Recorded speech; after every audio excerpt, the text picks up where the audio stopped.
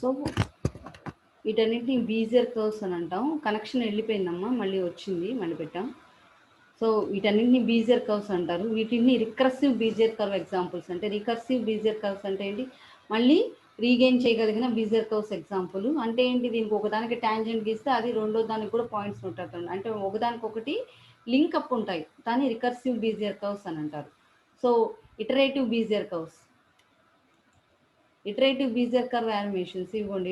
Iterative Bezier curves అంటే t = 2.5, 0.25. So P0, Q0, P1 అంటే ఏంటి, రెండు కలిసి ఉంటా ఉంటాయి, ఇందులో రెండు పాయింట్స్ కలిసి ఉంటా ఉంటాయి. ఇది ఇటరేటివ్ బీజియర్ కర్వ్స్ అంటారు. 2-3 పాయింట్స్ కలిసి ఉంటా ఉంటాయి, కానీ they are located within a polygon. Polygon లోపల ఎన్ని బీజియర్ కర్వ్స్ అన్న డ్రా చేసుకోవచ్చు. t = 0 అయితే ఎలా డ్రా చేసుకోవాలి, t = 2.25, t = 0.25 అనేది ఎలా డ్రా చేసుకోవాలి.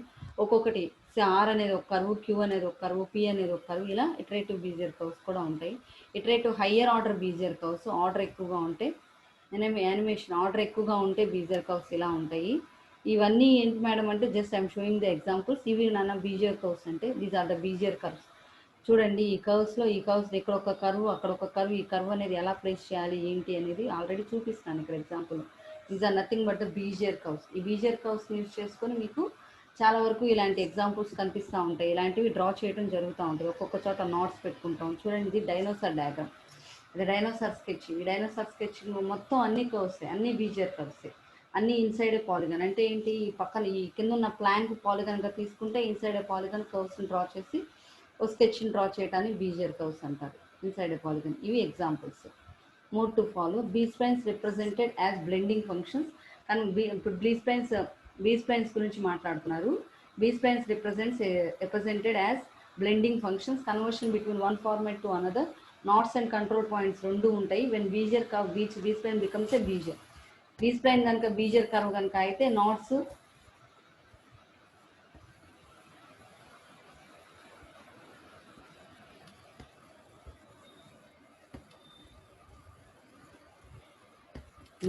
కంట్రోల్ పాయింట్స్ రెండు ఉంటాయి. కంట్రోల్ పాయింట్స్ మాత్రమే కాదు, నాట్స్ కూడా తీసుకుంటారు స్ప్లైన్ కనుక బీజియర్ అయితే.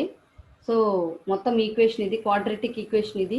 This is quadratic equation where k = 0 వరకు 2 degree polynomial, 2 degree polynomial quadratic equations. Basic splines అంటే ఏంటి, basic spline curves. The red curve is a, ఇవన్నీ ఏంటంటే about the phenomena without increasing the degree. The generalization of Bezier curve avoids the Rook phenomena without increasing the degree of B-spline. B-spline Bezier curve general equation B-spline అని కూడా అంటారు. అంటే degree of polynomial increase కాకుండా ఉంటుంది. The blue curve of the fifth order interpolating polynomial using 6 equally spaced interpolating polynomials. 6 points తీసుకొని fifth order తీసుకున్న ఈ blue కర్వ్ని కూడా బీజియర్ కర్వ్ని స్ప్లైన్ కర్వ్ అని కూడా అంటారు. The green curve is a 9th order and interpolating error defining points 0. Next interpolating points ఉంటాయి. ఇలాంటివన్నీ ఏంటంటే ఇవన్నీ Bezier curves. You know need to go that deep. తర్వాత limitations of Bezier curves. Bezier curves యొక్క limitations, not enough flexibility, ఫ్లెక్సిబుల్గా ఉండవు. Higher degree with more number of control points ఎన్నైనా తీసుకోవచ్చు హైయర్ డిగ్రీ, కానీ విత్ ఇన్ ద పాలిగన్ ఉండాలి అవి. Larger degree has instability, numerical errors and computational costly. Computationally costly. Larger degree has instability అంటే degree పెరిగే కొద్దీ ఇన్స్టెబిలిటీ వస్తుంది, numerical errors వస్తాయి. కంప్యూటేషనల్ అంటే కాస్ట్లీ, కంప్యూటేషనల్ వాడకపోతే ఎర్రర్స్ వస్తాయి. నాట్ ఇనఫ్ లోకల్ పాయింట్స్ అంటే global effect of change, enough local points అనేవి లేకపోతే ఇది బీజియర్ కర్వ్స్ అని అంటారు. నెక్స్ట్ ఇన్ మ్యాథమెటిక్స్ ఇవి కూడా spline curves. In mathematics spline is a special function defined piecewise by polynomials. ఇవి స్ప్లైన్ కర్వ్స్ నాన్న. స్ప్లైన్ కర్వ్స్ అనేవి ఎలా ఉంటాయో చూపిస్తున్నారు. Next spline interpolation is often preferred to polynomial interpolation because it yields similar results even when using lower degree polynomials while avoiding Runge's phenomena for higher degrees.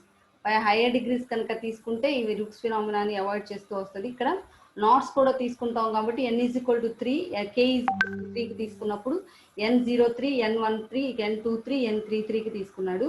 T0 వచ్చేసరికి T6 వరకు తీసుకున్నాడు points. So uniform NATS ఏంటి, 0, 1, 2, 3 ఇదిగోండి uniform NATS T0. ఇవి NATS అంటారు. T0, T1, T2, T3, T4, T5, T6. ఈ నాట్స్ని 0, 1, 2, 3, 4, 5, 6 తీసుకున్నాడు. k = 3, p = 3 తీసుకున్నాడు. k is equal to 3 తీసుకున్నాడు కదా 0 3 1 3 2 3 3 3. So ik ith b spline blending function of order k is a polynomial of k degree k is k minus 1 on each interval. So t of I is less than t I plus k. K must be two linear and cannot be more than p plus 1 control points. P plus 1 control points కంటే ఎక్కువ ఉండకూడదు. A not vector అంటే t0 t2 p plus k must be specified across the knot basis because functions are c k plus 2 continuous points తీసుకున్నప్పుడు functions ఉంటాయి. ఇంత డీప్గా వెళ్ళకపోయినా degree polynomials ఎలా తీసుకోవాలి, స్ప్లైన్ ఫంక్షన్స్ ఎలా తీసుకోవాలి, మోర్ దాన్ ఎక్కువ ఉంటే ఎలా తీసుకోవాలి అనేది ఈ డయాగ్రామ్ వేయచ్చు. ఇప్పుడు వరకు ఎగ్జామ్లో ఏదైతే అడగలేదు, but still I want to show you how the knots are taken, how the P is taken. So not vector, so the form of a B-spline curve is very similar to that of Bezier curve. However, unlike a Bezier curve, a B-spline curve inform more information, namely a set of P control points. B-spline లో కనుక Bezier curve కంటే P control points ఎక్కువ ఉంటాయి, not vectors ఉంటాయి, అంటే m not vectors ఉంటాయి, and degree n తీసుకుంటాం, order n+1 తీసుకుంటాం. So note that n m and p must be satisfy. m is equal to n plus p plus 1 కనుక satisfy అయితే అది బీ స్ప్లైన్ కర్వ్ అంటాం. m is equal to n plus p plus 1. m అంటే ఏంటి, not vectors. n అంటే ఏంటి, degree polynomial. p అంటే ఏంటి, ఎన్ని కంట్రోల్ పాయింట్స్ తీసుకుంటున్నాం అని. So m must be equal to n plus p plus 1 కనుక అయితే దాన్ని బీ స్ప్లైన్ కర్వ్ అని అంటారు. So B spline curve with knots ఉండే B splines. On the other hand, if the knot vector of m knots and p control points are given, the degree polynomial అంటే knot vector కనుక మనకి ఇచ్చేస్తే, p points కనుక ఇచ్చేస్తే, degree vector అంటే n control points ఎలా తీసుకుంటావు, n ఎలా క్యాలిక్యులేట్ చేస్తావు అనేది డిగ్రీ n పాలినామియల్ ఎలా చేస్తావు అంటే n is equal to m minus p minus 1. n is equal to m minus p minus 1 వేస్తే m అనేది n ఎంతో నీకు తెలుస్తుంది. ఇది నాట్ వెక్టర్స్ అన్ని ఇచ్చినప్పుడు. So basic B splines, basis B splines యొక్క బేసిస్ అంటే degree is independent of number of control points, local points over shape, more complex than Bezier. Basic B spline Bezier కంటే complex. ఎందుకు అని అంటే Bezier curve ఒక పాలిగన్లో ఉంటుంది. ఒక పాలిగన్లోనే నువ్వు ఎన్ని వెక్టర్స్ తీసుకున్నా, ఎన్ని పాయింట్స్ తీసుకున్నా, అవన్నీ జాయిన్ చేసుకుంటే ఒక కర్వ్ని ఫామ్ చేస్తే అది బీజియర్ కర్వ్ అవుతుంది. కానీ ఇక్కడ బీ స్ప్లైన్ కర్వ్స్ అనేవి పాలిగన్లో ఉండవు. అవి ఎండ్ పాయింట్ స్టార్ట్ పాయింట్ తెలుస్తుంది కానీ అవి పాలిగన్లో ఉండవు. సో ఆ షేప్ అనేది మధ్యలో ఎన్ని వంకర్లు అయినా తిరగచ్చు. కాబట్టి ఏంటంటే degree is independent of number of control points, local control over shape, more complex than Bezier కంటే ఎక్కువ కాంప్లెక్స్గా ఉంటుంది.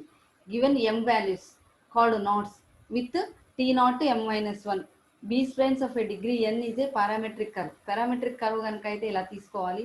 Composed linear combination of B splines అంటే లీనియర్ కాంబినేషన్ కనుక తీసుకుంటే ఇలా తీసుకుంటారు. PA are called as control points or D Boer points. PA control points అంటారు, D Boer points అని కూడా అంటారు. PA are called as control points or D Boer points. There are m minus n minus 1 control points. A polygon can be constructed by conducting the Boer points with lines starting with P0 and with finishing Pm minus 1. అంటే ఏంటంటే మీకు ఓవరాల్గా మీకు తెలుసుకోవాల్సింది ఏంటంటే be spline curves ఎలా ఉంటాయి, Bezier curves ఎలా ఉంటాయి, బీ స్ప్లైన్ కర్వ్స్ ఏ పాయింట్స్తో యూజ్ చేస్తారు, బీజియర్ కర్వ్స్ ఎలా పాయింట్స్ యూజ్ చేస్తారు. సో ఇక్కడ m-n-2 ఎలా తీసుకుంటారు, అక్కడ m ఎలా తీసుకుంటారు, ఇదంతా ఏంటంటే ఇవన్నీ మీరు తెలుసుకోవాల్సినవి. when they ask to compare about Bezier and B-spline you have to give. ఇప్పుడు వరకు అయితే అడగలేదు ఆ క్వశ్చన్స్, కానీ with in the topic you are having, so I'm explaining you all these. So the m-n-1 basis B-spline of degree n for n is equal to 0 to 1 to m-2 can be divided Cox-D-Boer accretion formula. ఇదంతా అంత important ఏం కాదు. If you can note it down it will be better. ఇక్కడ number of control points ఏంటి, m-n-1 is are the control points. So m-n-1 is equal to 4 కనుక అయితే n+1 n is equal to 3. If Bezier spline has 0 0 0 0 1 1 1 1 not vector, we get Bezier basis. Degree of spline n, number of knots m, number of control points plus degree plus 1. ఇవి అటు convert చేయాలి అని అంటే ఎలాగ be splines బీజియర్గా convert చేయాలి అంటే ఎలాగా అనేది ఇక్కడ చెప్పడం జరిగింది. ఇవి బీ స్ప్లైన్ కర్వ్స్, వీటిని బీ స్ప్లైన్ కర్వ్స్ అని అంటారు. చూడండి, this is not a closed point gun, అంటే స్టార్టింగ్ పాయింట్ ఎండింగ్ పాయింట్ పాలిగన్కి ఒక రకంగా ఉంది, లోపల ఉన్న కర్వ్కి ఒక రకంగా ఉంది, లోపల ఉన్న కర్వ్కి స్టార్టింగ్ పాయింట్ అది కాదు, ఎండింగ్ పాయింట్ అది కాదు. అలాగని బీజియర్ కర్వ్స్లోకి వచ్చేసరికి ఏంటంటే ఒక పాలిగన్ నువ్వు తీసుకుంటే పాలిగన్ యొక్క స్టార్టింగ్ పాయింట్ కర్వ్ యొక్క స్టార్టింగ్ పాయింట్ అదే, పాలిగన్ యొక్క ఎండింగ్ పాయింట్ కర్వ్ యొక్క ఎండింగ్ పాయింట్ అదే. కానీ బీ స్ప్లైన్స్లో అలా ఉండవు. ఓపెన్ ఉన్నా క్లాంప్డ్ ఉన్నా క్లోజ్డ్ ఉన్నా బీ స్ప్లైన్స్లో స్టార్టింగ్ పాయింట్ కర్వ్కిను పాలిగన్కి ఒకటే ఉండదు. So they have a clamped effect ఉంటుంది, క్లోజ్డ్ ఎఫెక్ట్ ఉంటుంది, అన్నీ ఉంటాయి ఈ బీ స్ప్లైన్ కర్వ్స్లో. The above figure have P control points. P is equal to 10 control points. N is equal to 3. Degree polynomial N 3 తీసుకున్నాం. Then M must be 14. కాబట్టి M 14 అయింది. So the not అంటే M 14 ఎలా అయింది madam అంటే ఇందాక formula చూపించాను కదా, ఆ ఫార్ములా ప్రకారం క్యాల్కులేట్ చేస్తే M is equal to 14 వచ్చింది.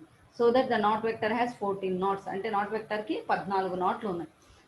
To have the clamped vector, the first n plus 1 is equal to 4, and then and the last 4 knots have been must be identical.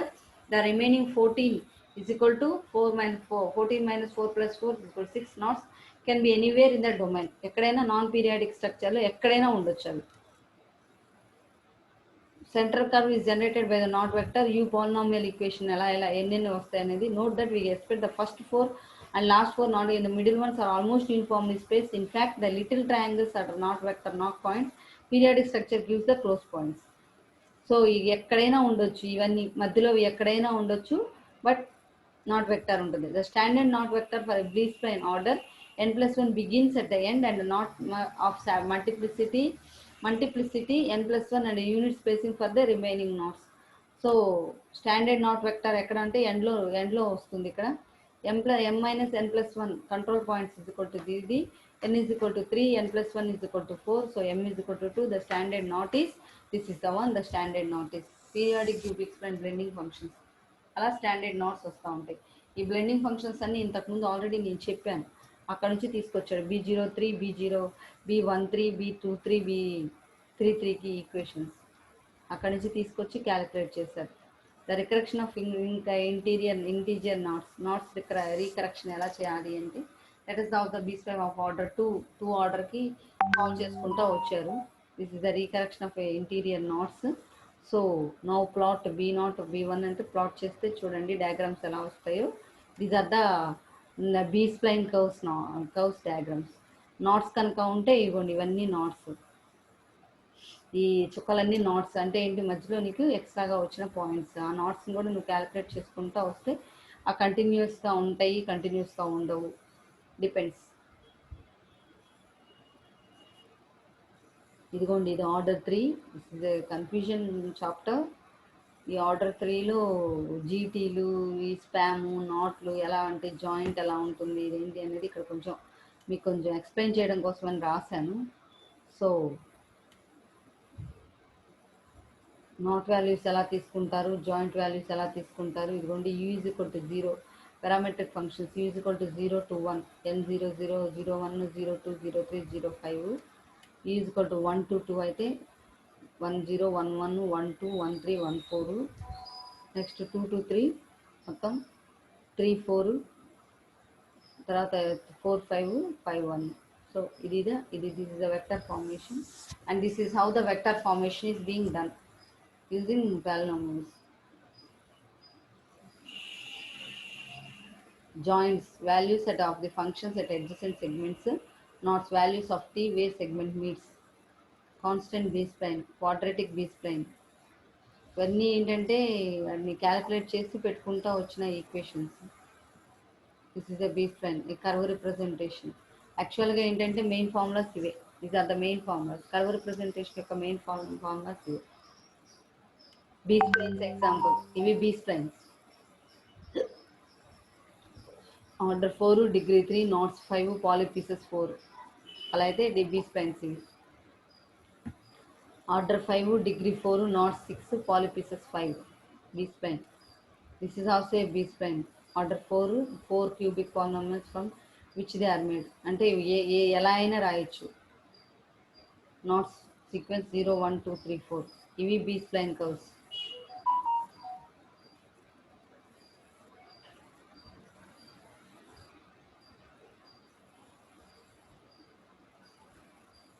ఇవిగోండి B-spline curves. These are nothing but a B-spline curves.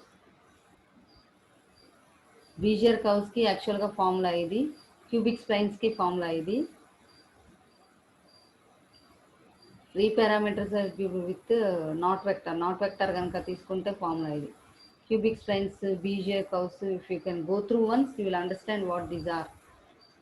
పైనుండి చెప్పుకుంటా వచ్చాను కాబట్టి not vectors, figures మొత్తం ఇవన్నింటినీ మీరు ఒకసారి వెళ్తే Hermite, cubic Hermite అంటే ఏంటి, క్యూబిక్ బీ స్ప్లైన్ అంటే ఏంటి, successive over relaxation, Hermite curves, B spline curves, Bezier curves ఎలా ఉంటాయి అనేది మీకు ఈజీగా అర్థమవుతూ ఉంటాయి. If you can go through all these curves.